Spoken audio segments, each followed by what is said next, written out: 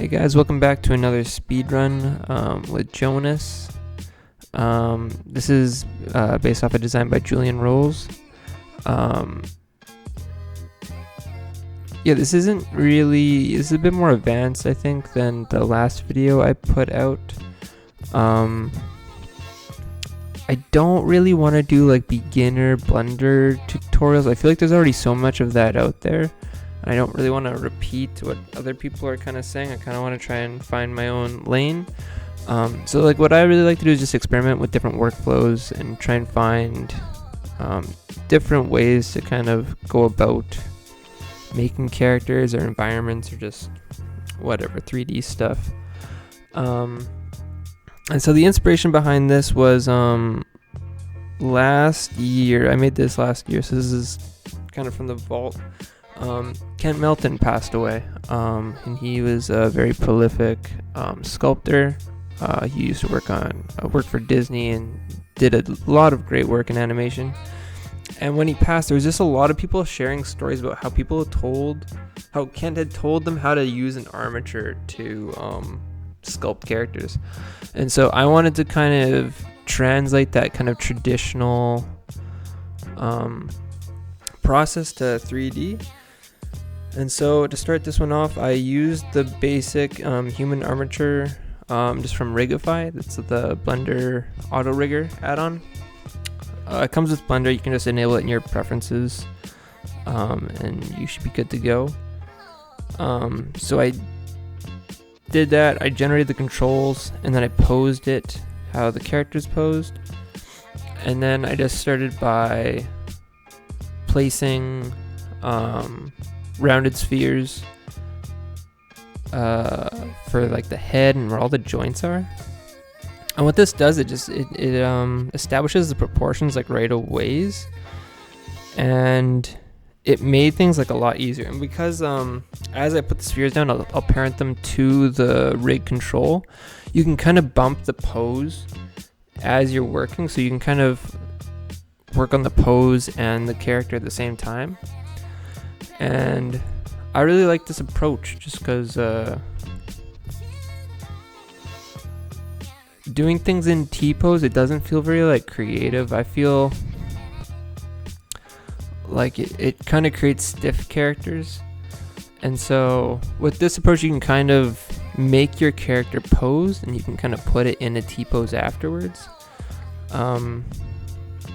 There are some, doesn't work super perfect. The model kind of stretches because it's not relaxed, like you're kind of rigging it when it is posed. So it doesn't do a perfect job, but like if you want to just like animate, like if you have a design for a character and you just want to animate like that pose, I think this is definitely like a viable way to do that without like kind of overbuilding a character. Like for a movie or something, you want to put it in a T-pose so that it can like work in like any pose. But like if you want to just do like kind of a simple animation for like Instagram or something, like I think this is like a pretty viable way to do that. So you can see like after I place the spheres for the joints, I'm just kind of connecting the dots with cylinders and just kind of continuing on with the block out.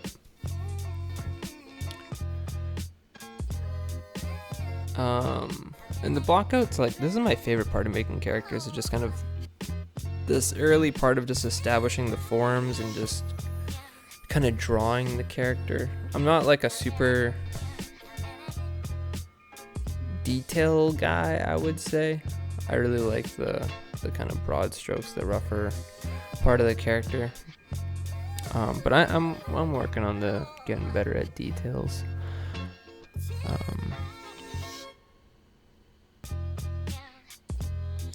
So just using pretty much just cubes and cylinders, or rounded cubes, sorry. I use rounded cubes for pretty much everything. They're the bee's knees.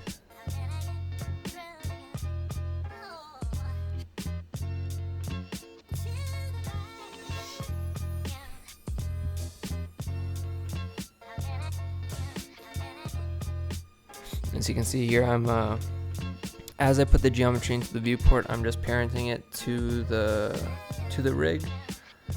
And so you can just keep kind of pushing it around, get it just how you like it.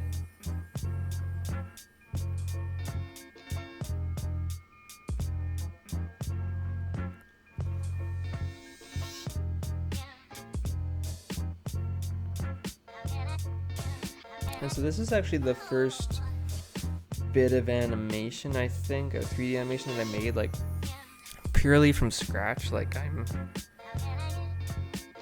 I originally was going to be I wanted to be an animator, right?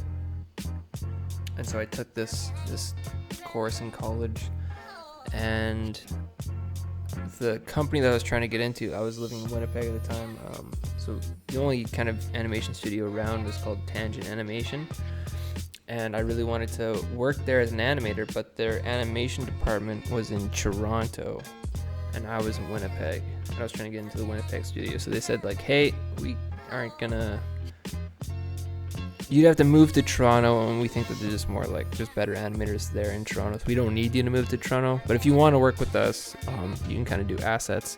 So that's kind of how I got into Tangent Animation, was just I went back to school for like another year. I tried to get a job after 2 years of schooling. I went back to school for a third year. I kind of specialized in environments in that third year and just kind of learned assets, and then I ended up getting into Tangent after that.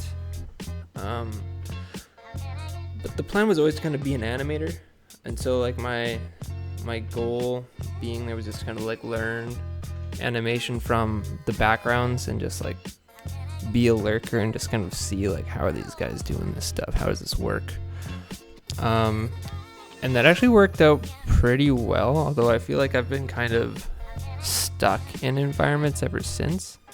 Only like within the last year or two, I think I've been getting a bit more work doing characters. It's just kind of always been my hobby. And so like while I was at Tangent, like I would be constantly just asking like, hey, can I work on a character? Can I work on a character? And so I would get, I did some work on like some background characters, and like on Next Gen I got to do some like robots and stuff, so that was fun. But on Monkey King I got an opportunity to do like a full character start to finish, and unfortunately that character got cut. So I don't have any evidence that I worked on that, and that's just kind of how it goes in animation. Sometimes you make things and they just never get seen ever again, and it's sad, but you just got to move on and just keep making new stuff. So the character that I made, I might put a picture of it here. Julian shared it on Instagram, so I'll put the design that he did. It's right here, I'm showing it. Boom, this eel. So I made this, and it got like rig approved, and it was like the nicest character I've ever made. Yeah, I just love Julian's design. He does such a good job of like posing and just like keeping everything simple, but then still like sophisticated. Like he's really good at doing details, and just like not overly complicated details. Like he's very good at doing cloth and folds, and just the overall aesthetic. Like he does like sci-fi and like fantasy characters. Like I'm a big fan of his work, so that's why I decided to do this one, just because I wanted a character based off one of his designs in my portfolio.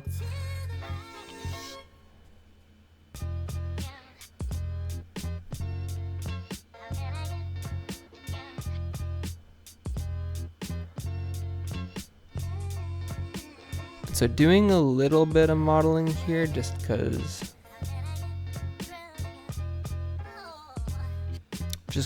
I don't really have a reason. It's kind of weird since I did this a year ago, and now I'm looking back on it. Like I'm trying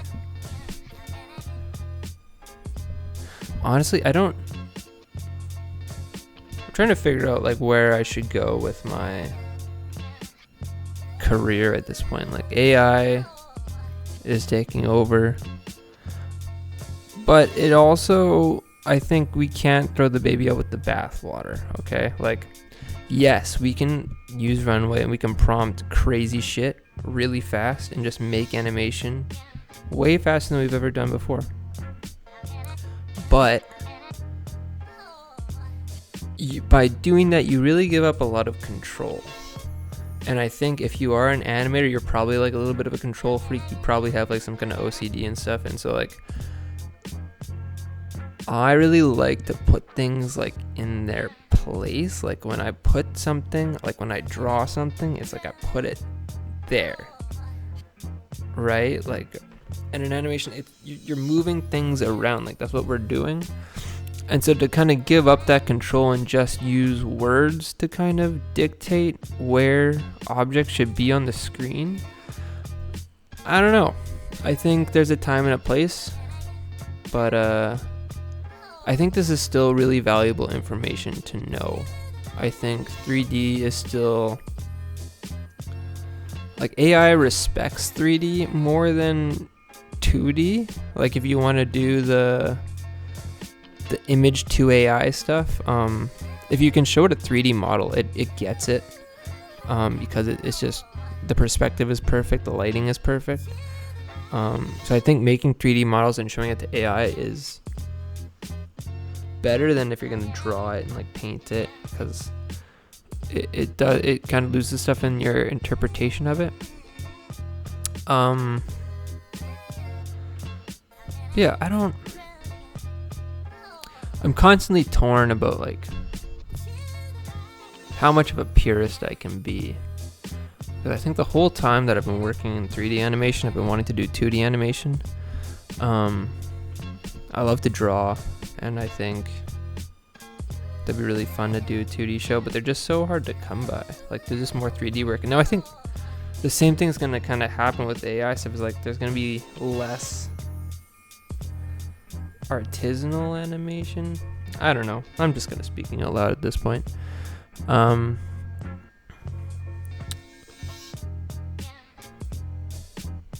But I think things are gonna change a lot. I don't think it's gonna go away by any means. Like, even if you're working for a company that's like using AI to do animation, like they still need somebody to do that.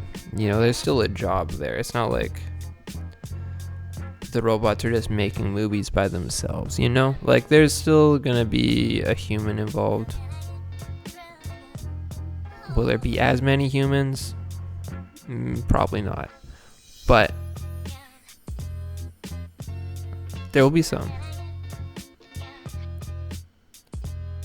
And I think it's gonna create a more opportunity too. Like if there are like a lot of artists laid off, you know, what are those artists gonna do? Like what if those artists started like this artist driven kind of studio where maybe they use a bit of AI and now they don't need tech people as much. Like maybe they don't need pipeline. Maybe pipeline is dead, guys. What if we can just do it without like this crazy team? Like I think smaller teams are gonna thrive.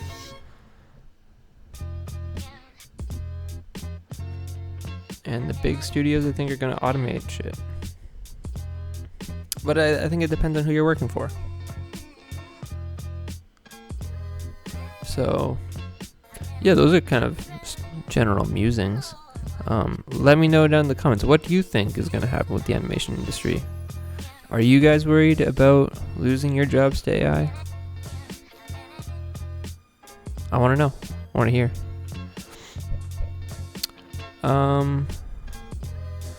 So this is the kind of next part where we're kind of refining the block out a bit more, pushing the shapes, our basic shapes that we put down, into more of the shapes that we want them to be.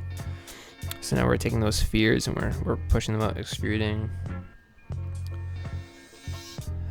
And something that I want to really retain while I'm working on this is just the flow. Like Julian's designs really flow really well.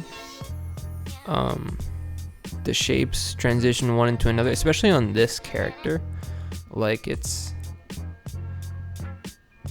all one suit. So like even though I'm making it out of a bunch of pieces right now, the end it's gonna be just like one model.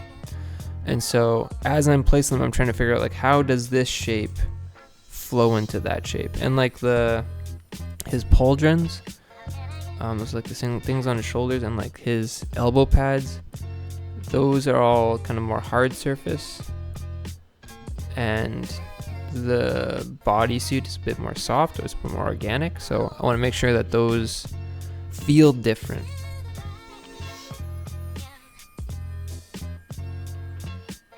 And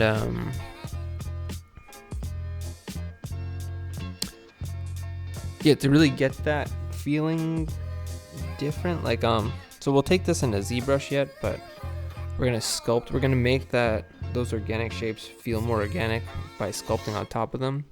And then the hard surface pieces, we're not gonna sculpt. We're just gonna keep those modeled. They'll have modeled edges. We're not gonna be using any kind of normal map. Like, it's just gonna be, we're gonna leave it hard surface.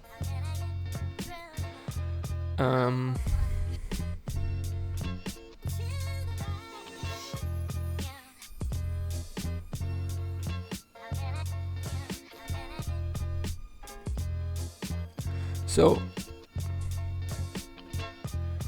when you're working like this, when you're working on an asymmetrical design with a modular model, I'll usually block out a form on one side of it. So I'll do like the left foot, or like I'll do like the left side, and then I will duplicate it over to the other side and just manually kind of place it over there. Or sometimes I'll maybe, like, depending on how symmetrical I want the design to be, I might just even like instance that object to the other side. And so if I modify it on one side, it's gonna edit it both on the left and the right side. So it's not quite, like, it is mirroring it, but because it's an instance object, you can kind of do, maybe it's just a fancy way of mirroring. Maybe I'm just confusing you guys, I don't know.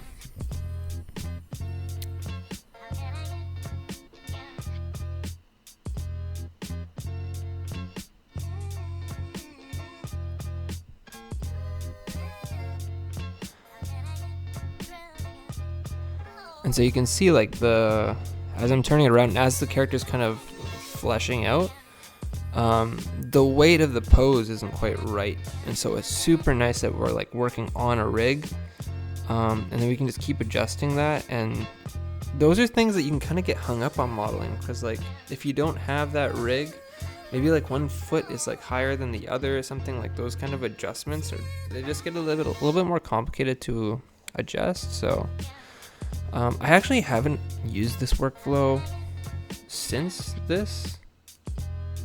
I used a different workflow in the turtles. I'm gonna be updating or uploading the rest of those videos. I'm just so behind on editing, and this is one that I've had in the vault for so long, and so I just really wanted to share this one first, as an option if you wanna. I don't know. I think there's a lot of what's the word? Promise. There's a lot of promise to this workflow. Is that the right word? Maybe.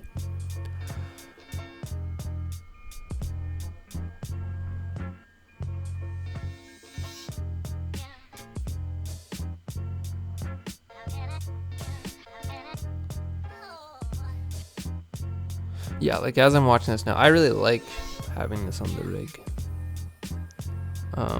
I think, so you can do this with like pretty much anything, like especially Rigify. I've been using Rigify quite a bit. I've started learning rigging maybe like 3 years ago or so. I was on a show and we didn't have a rigger. We couldn't find a Blender rigger. And so I just started learning it, because else it wouldn't have gotten animated. So rigging, I think, is a really good skill to have as a modeler. I think I was over modeling so much, or like I didn't, it's gonna just inform your modeling. You're gonna understand topology better. Because you can see like how things deform. Like you can just quickly rig something and kind of see like how it moves. And so I think if you're trying to level up as a modeler, I think learning rigging is a really good idea. So here I'm getting a little bit more into the details and modeling some folds.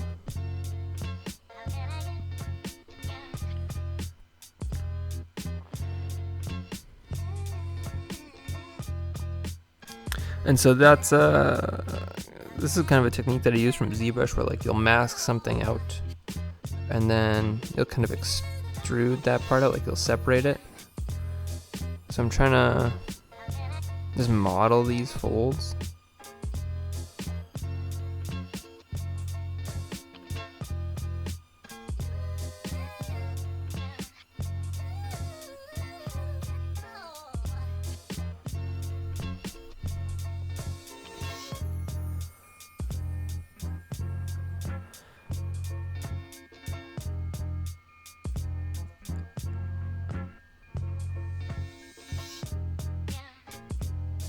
And so here I'm using just like a Bezier curve, and you can make it, I think just on the resolution you can turn a Bezier curve, like the profile, like when you extrude the geometry on a Bezier curve, you can turn that into kind of like a cube shape, or you can keep it sphere. So I think I turned that into a cube shape, and I just draped it around the leg to get that one kind of folded wrinkle. And again, keeping it modular here, because like everything in the block I want to keep modular, and then I'm going to export all of that to ZBrush, and that's where I'm going to combine things down. That's something that I didn't do on the turtles. If you look at the turtles that I did on Instagram, those are completely modular. I just kept it the same. I wanted to see if I could just like move faster and not do like kind of a final model. Like I just wanted to see like how would this affect the final animation if I kept everything modular. And I think doing that kind of creates its own look. I don't know, I think I personally want to do animation that looks different. And so I think I try and stay away from like not following other people's tutorials, but like trying not to go too deep down the rabbit hole of like how a certain studio does it for each movie. I guess like I really don't want my stuff to look, I think Pixar stuff is very generic now at this point. I think Sony's definitely kind of leading the charge, but I think they're gonna run into the same problem maybe. Like I think now everyone's trying to copy Sony, so everything's gonna look kind of Sony-ish. But I really want to see more kind of hand-drawn stuff. I think there's so much potential with grease pencil to do something that looks hand-drawn. There's a lot of time saves. Like if you compare it just to like a traditional 2D animation pipeline, like it's way faster. It's super cheap because it's free. And you can copy and paste parts of your drawings to different frames. There's auto in-betweening kind of that. I haven't really gotten it to work that great. I think I need to maybe just follow some more tutorials, but I think there's a ton of promise for 2D animation in the future. Especially like if you look at like Disney on their earlier shows would film a lot of live action reference for their animators to draw on top of. It's not straight rotoscoping because they're transferring the character's model over top of the reference. So there's still like, it's designed animation on top of reference. But basically now with AI, we can make reference with the snap of our fingers. And so I think if we were to do a 2D animated show, you could do a lot of your reference with AI, and you could draw on top of that and do your final designs on top of that. Now, a lot of the time the timing in AI stuff is very floaty.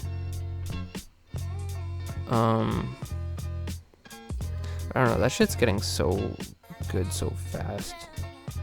Like for a long time I was like, this stuff doesn't look like shit.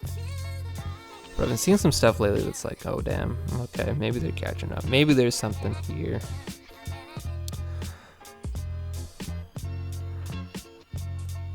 The copyright stuff is a little worrying, that nobody really has any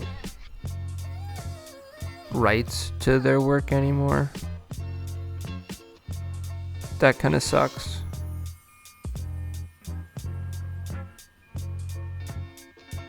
The energy consumption is kind of worrying. But I don't really know enough about that. Like, I'm not a scientist or anything. Like, this is all, I just do this. I model characters. I make a move. Like, I don't know enough to be like, AI, what the fuck? But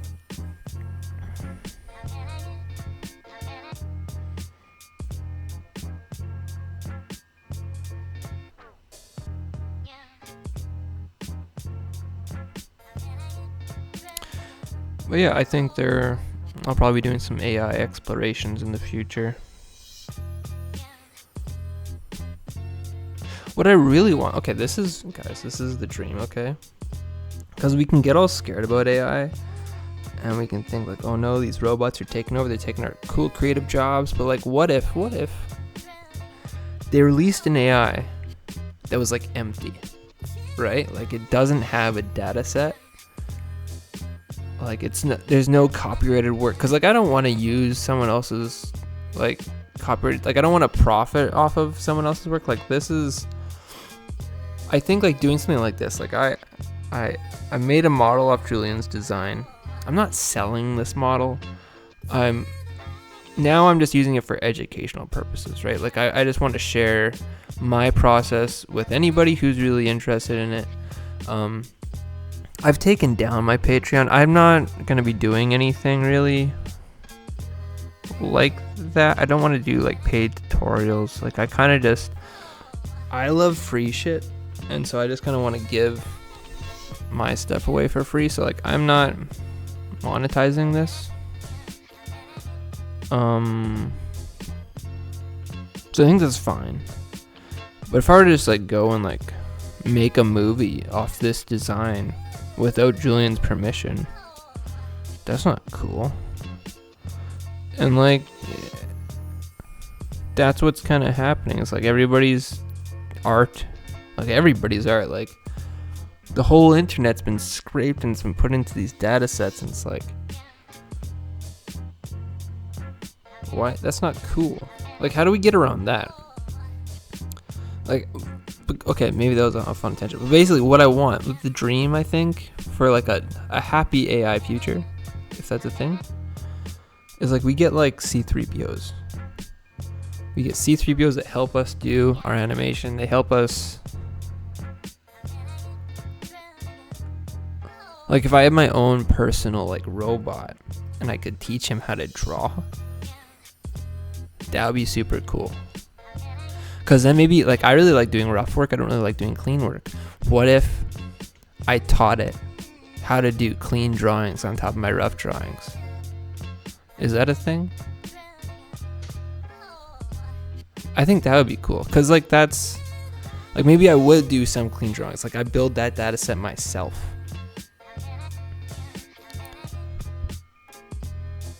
And it's not based off anybody else's copyrighted work. That could be cool. I could see there being potential there.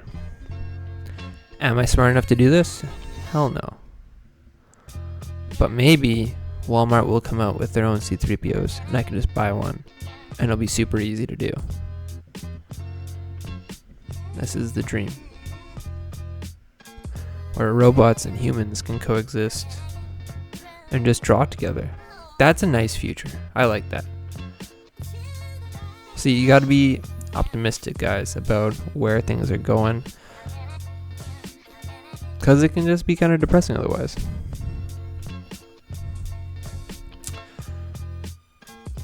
Anyways, that was a long tangent. Back to the model. We're modeling the ass. Nice and juicy. Maybe too juicy. I don't think it's kind of flat on the reference. We might have gone too juicy.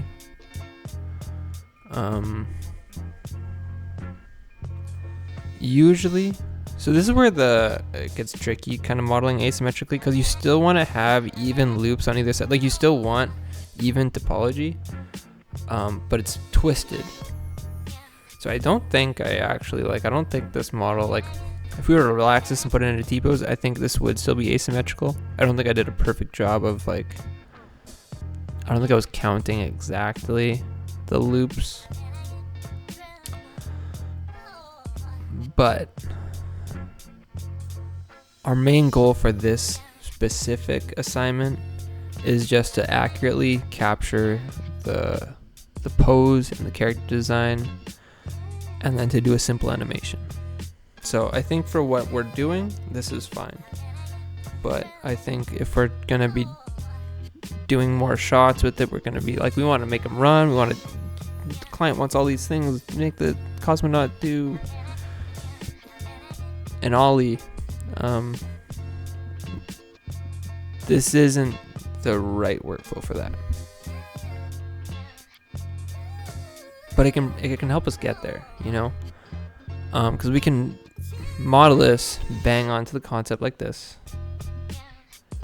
and then we have the rig, so we can use the rig to put it in a T-pose. When we put it in a T-pose, it's gonna look imperfect, but we can cut it in half, and we can just mirror it over, and now we have symmetrical topology, and now you can re-rig it in a T-pose. So you can rig a character multiple times to kind of get it to the final spot, I think.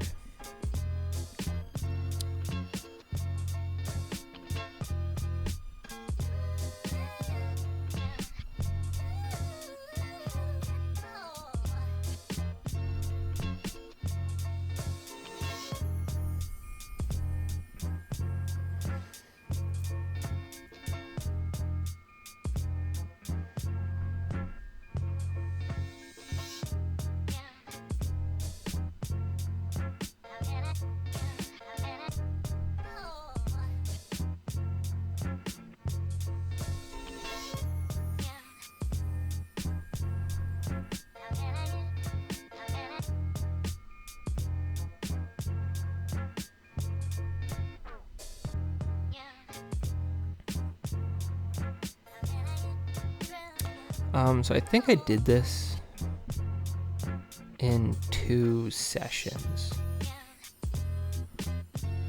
And for personal work, I like doing that. I like doing things in 1 or 2 sessions. I find, especially if I'm working on, if I'm doing freelance or if I have like a full-time gig or something, if it goes past 2 days, it drags on for way too long. Like I love like doing like a small piece over the weekend and then just calling it done. I think that's like kind of like when I look at my portfolio, I think like that would be like the main critique that I would have, is that I don't have anything in there. I shouldn't say I don't have anything in there. I have some things that I've spent more time on. But I think a lot of my character work especially is done very quickly. And I think like I go to figure drawing every week, and I go to the long pose, and there's something about just like sitting with art and just like, even if you don't want to do it, just pushing it more and just like do more. Like I like sometimes I burn out. I go to a 2-hour long pose. It's a bit shorter than a regular one. But sometimes I'm at like the hour mark or hour and a half, and it's like, oh, I just don't want to do this anymore. I don't want to draw. But if you keep drawing, even though you don't want to draw, and you keep drawing, you'll make it better usually. Sometimes you'll ruin it, but there's something about like just pushing yourself even when you don't want to. Like just because you don't want to doesn't mean that like it's going to create a negative result.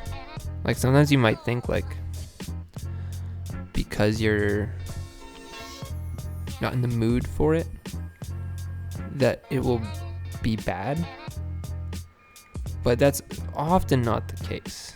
I think I've created some really nice pieces when I haven't wanted to, and that's something that every artist I think kind of has to figure out, especially if you want to be a professional artist. You definitely can't work only when you want to work. You have to do stuff when you don't want to do it.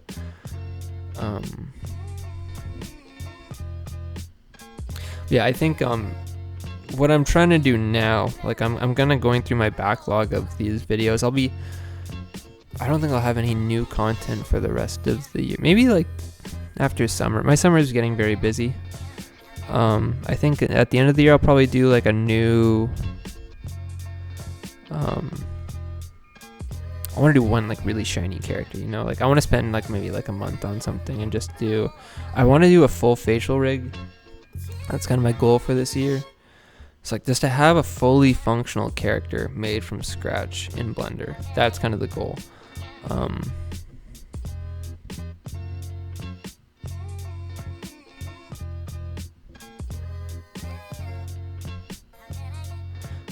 So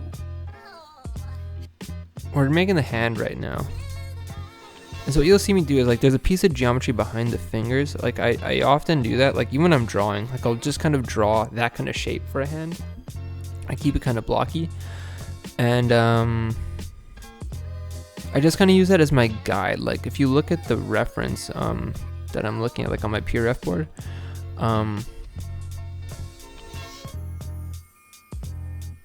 we're trying to make the fingers go in that simple shape. So the fingers should kind of reflect what the silhouette of the geometry behind it.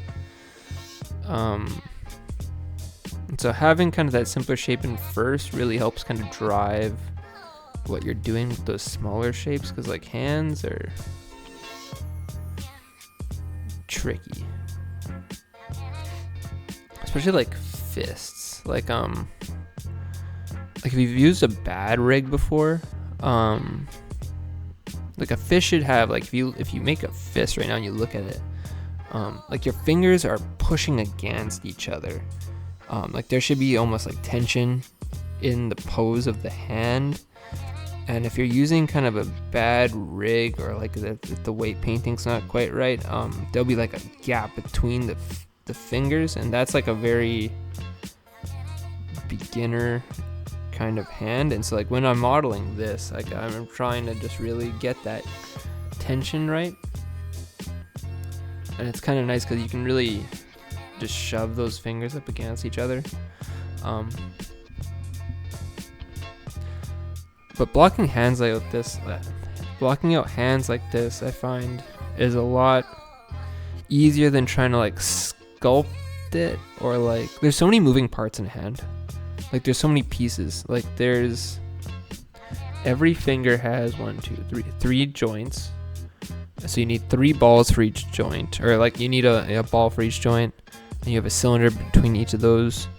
And so you can kind of, there's a finite amount of shapes that you can kind of put in that hand. And if you block it out correctly and you have those pieces separate, you can really make it look more cohesive than if you're trying to like just like take it and like, if you're trying to go straight with the topology first, that usually doesn't work. Like it's a complicated object. Like it's a bunch of simple objects combined into one complicated object.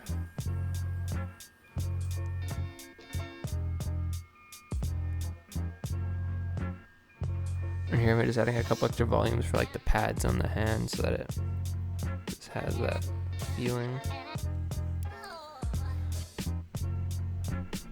I find adding color at this stage too kind of helps just with the proportions.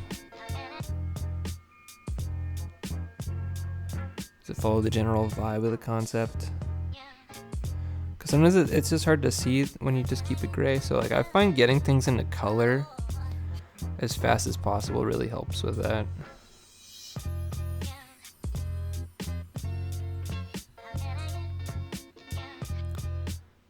So parent all that stuff to the hand control.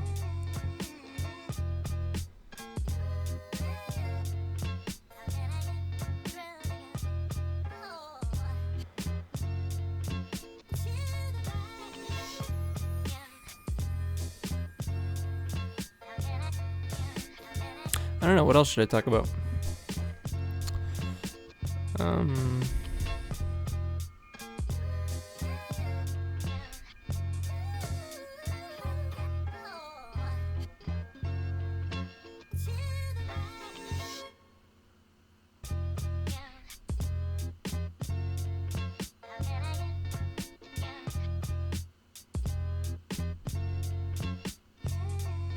Spending a lot of time on this hand. This is sped up quite a bit too. I wonder, I must have spent at least like an hour on this, and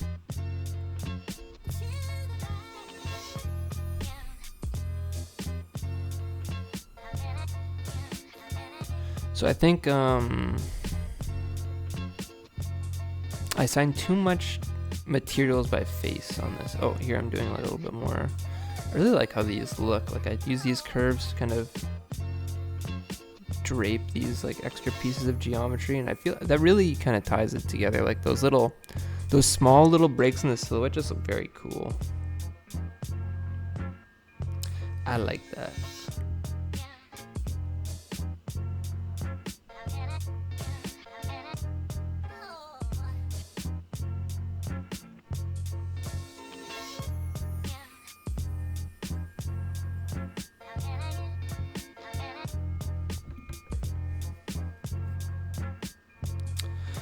If you guys have like specific questions or like you're curious about different workflows or how would this work on a llama, I don't know. Let me know in the comments. I'm kind of curious what you guys want to learn.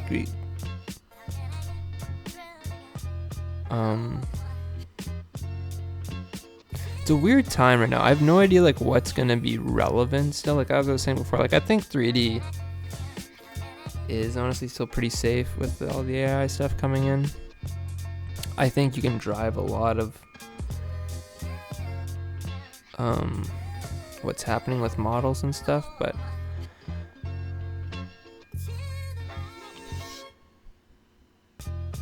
yeah, I don't know how much of this is gonna become a hobby, and like what is my job gonna look like, and I think I'll keep doing this as a hobby for like a long. I love doing this, but is this gonna be relevant for a job? Like I don't. If anybody has advice on like how to get into animation, I have no idea what you should do.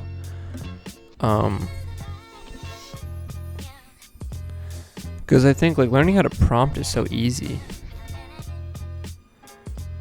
You don't even have to spend that much. I think it's gonna get very competitive. I think those prompting jobs are. I think you should learn how to do like a paint over at least. I guess I don't know how you.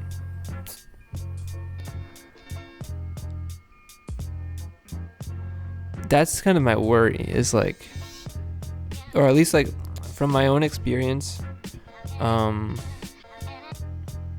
From doing 3D, I found that like in the beginning of my career I stopped drawing and I was like, I'm just gonna do 3D, and I got worse at drawing because I wasn't drawing. I was still doing, I had a creative outlet and I was modeling, but because I wasn't drawing I was losing that skill. And that's what I'm most concerned about, is like if our job is just to do prompts, we're not spending time honing our skills, and like all these little techniques and tricks, they kind of fade if you don't practice them. So I think you need to do more than just prompt. I think just learn as much as you can about every department. Like I think being a generalist, I think, is probably a safer bet. Like I think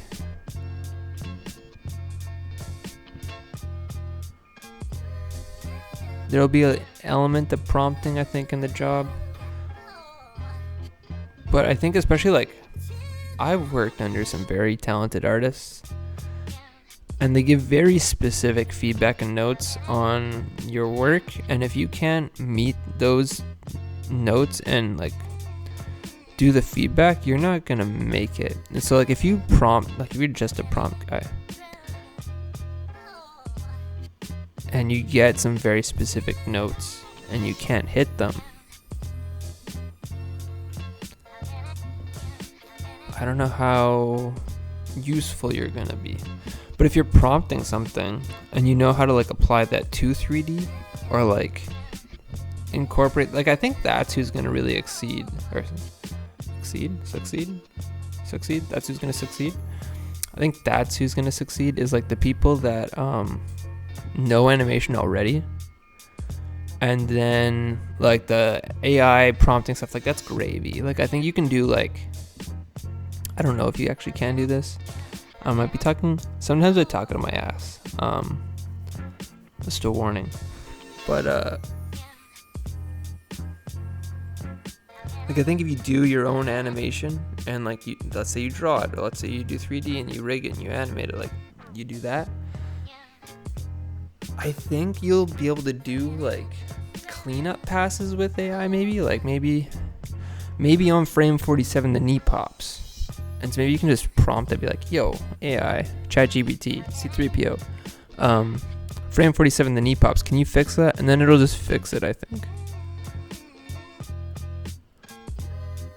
But I think some things, like let's say the timing isn't right, or like you have to go back to your blocking phase, like doing things just prompting is like it's not modular, and you guys know how much I like modular things. So like if you have a modular process and then you put like a little bit of AI cleanup, I think there's potential there.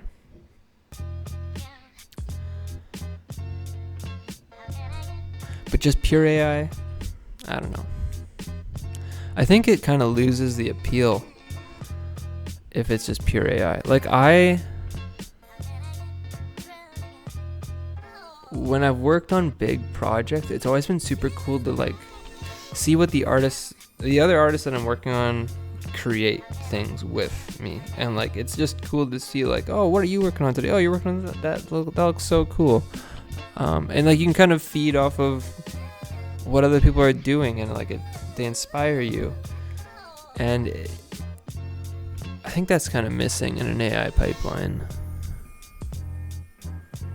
because I don't really get inspired by any AI art. I'm just like suspicious of it. I'm just like, you didn't do that. The robot did.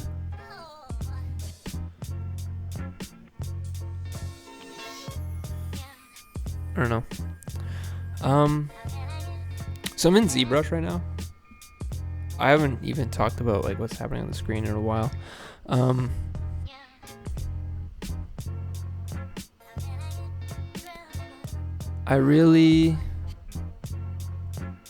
I'm a pretty simple sculptor. I don't do too much crazy stuff. I like Zbrush mainly just for the feel of the brushes.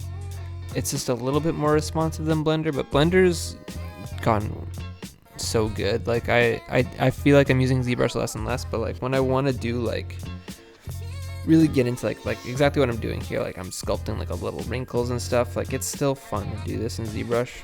But I think if you are on a budget, you just have Blender, you can do this in Blender too. The cloth brushes, like I don't think the cloth brushes were available when I did this. The cloth brushes are very good. I think you could do a lot of this detail a lot faster now. You can just grab it and just kind of like shake it and it just makes wrinkles. It's pretty cool.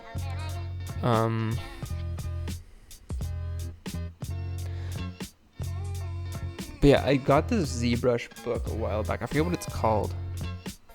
There's all these like very artisanal ZBrush busts, and I'll try and find it. I'll put it up here in the boom. I'm showing it on the screen right now. You just can't. There it is. Okay.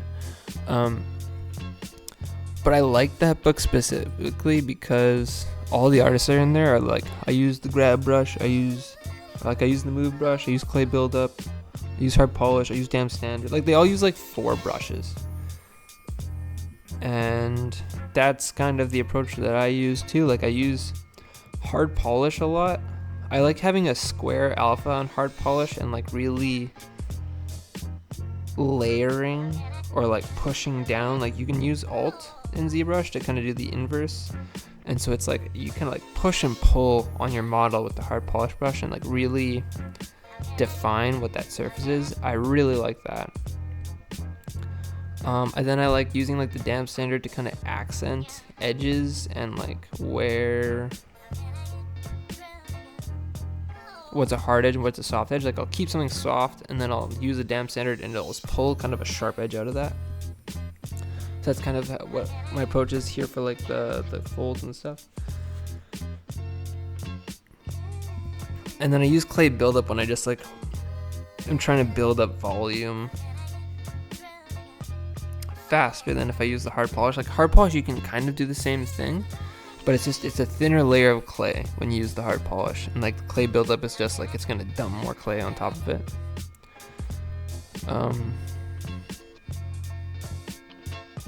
Yeah, I usually just kind of alternate between those 3 or 4 brushes. The other thing I really like about ZBrush is just the zero mesher is still, I think, the best auto retopology out there. Blender's quad remesher is not great.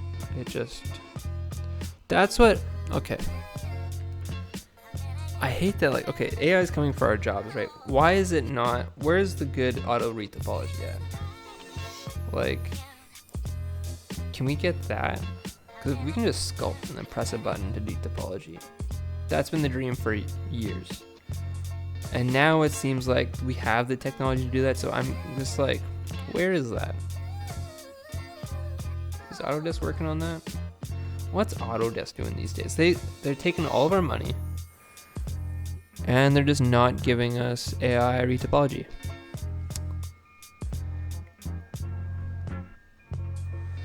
So I don't like how I did the wrinkles on the front. I think it's a little forced. I think it's a little too made up. But since this is going to be an animation scene for the back, it doesn't really matter. I'm more just doing it for coverage.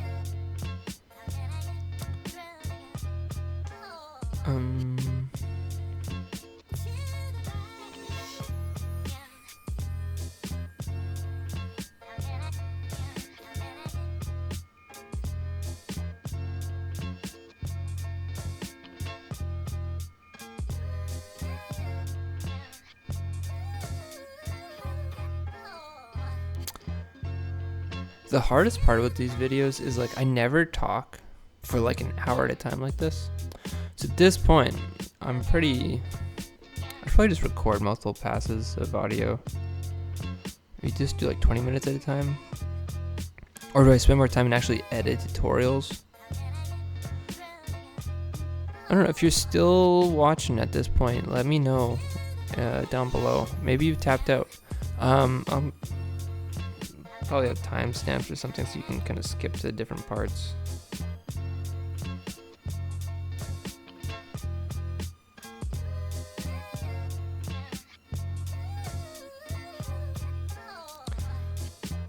It's tricky because like 3D takes time. Like this definitely took me at least 16 hours to do. So I'm condensing 16 hours into 1 hour.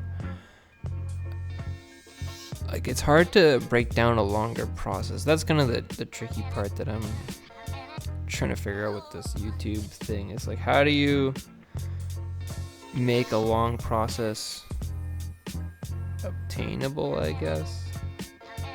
But like I was saying at the beginning of this video, like this is not like a beginner tutorial. This is more like a, hey, this is a workflow I'm experimenting with. What do you guys think with this? It'd be dope if somebody could try this out. Or maybe like the things like, Jonas, I wouldn't do it this way for XYZ reasons. This is what I do instead.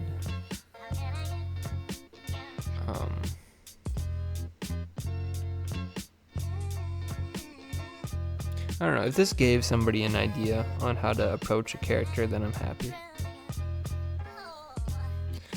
And it's honestly really good for me to just watch myself work, because like I think I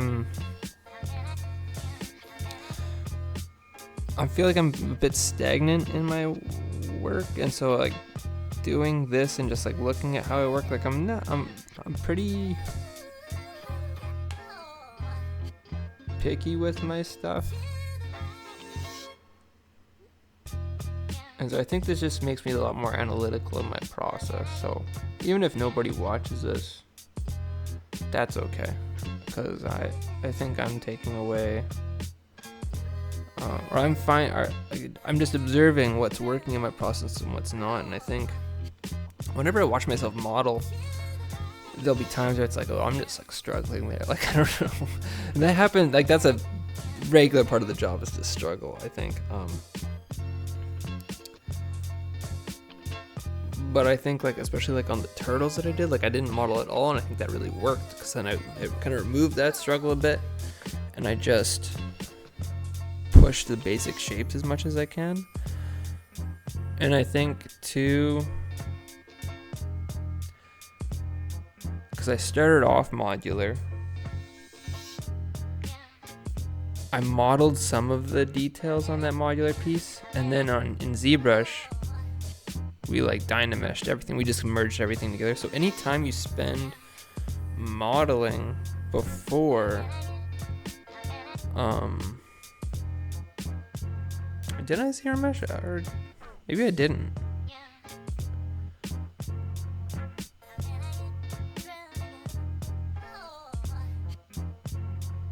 Basically, if you're gonna zero mesh later on or dynamesh, you just don't want to spend any time modeling before that. It's like, don't model anything.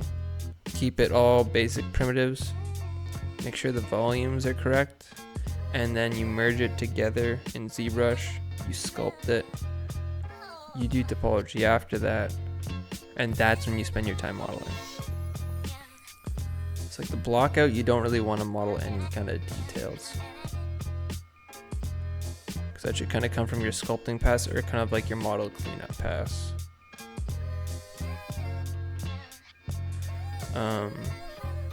So here, since I now have everything combined, like before I was assigning materials by face, and so I think instead now I'm combining those two materials, the orange and the green, into one.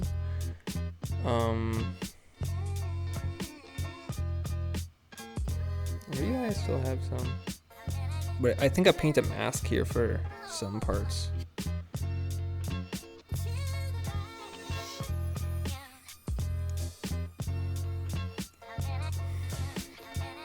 And once you get the hang of painting in Blender, it's okay, but like, it's just kind of confusing in the beginning. Like, you have to, in your shader editor, you need to create a new image.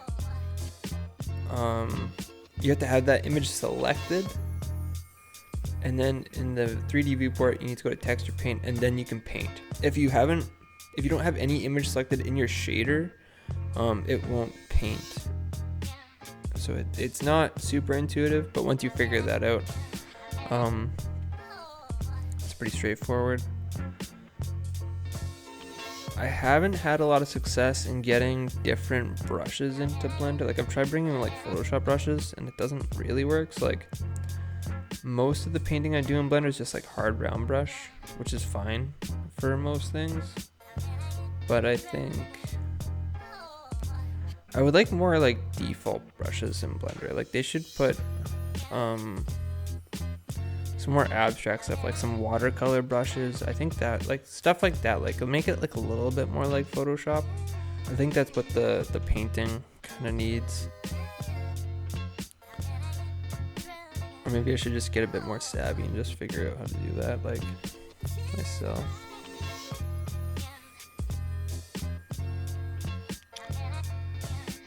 So we're getting close to the end of the video. I think I show a bit of animation at the end. I do remember my computer crashed on the final bit of animation, so like, I think I don't have like me doing the final animation. Oh, I don't even show myself animating at all. I think, yeah, my computer crashed. I think I lost like the animation process, but I have some animation stuff that I'll be sharing soon.